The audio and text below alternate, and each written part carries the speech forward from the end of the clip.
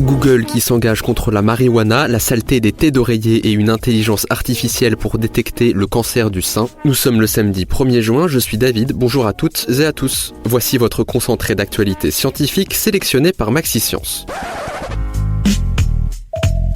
La différence entre l'homme des cavernes et nous, c'est le résultat de la science. Et ce n'est pas une opinion, c'est de la science. Notre monde n'est pas si moche.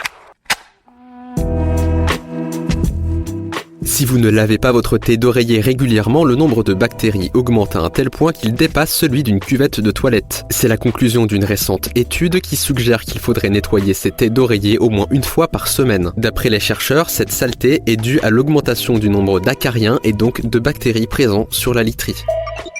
À partir du 8 juin, 52 parcs et jardins de Paris deviendront non-fumeurs. Cela fait suite à une décision de la mairie de Paris à l'occasion de la journée sans tabac qui avait lieu hier. Cette mesure permettrait de limiter le nombre de mégots sur le sol dans les espaces verts de la capitale, qui reste une importante source de pollution. Google prend des mesures contre la drogue. Le géant américain va bannir du Play Store les applications qui permettent l'achat de marijuana aux États-Unis. Cette interdiction sera effective également dans les États où cette drogue est légale. Concrètement, les développeurs devront enlever la possibilité d'avoir un panier directement dans l'application pour rester sur le Play Store.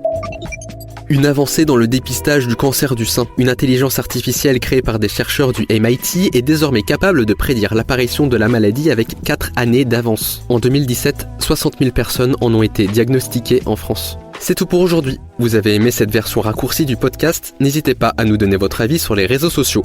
En attendant, on vous dit à demain pour de nouvelles actualités scientifiques. Voilà. Il ne reste plus qu'à vous remercier de votre attention.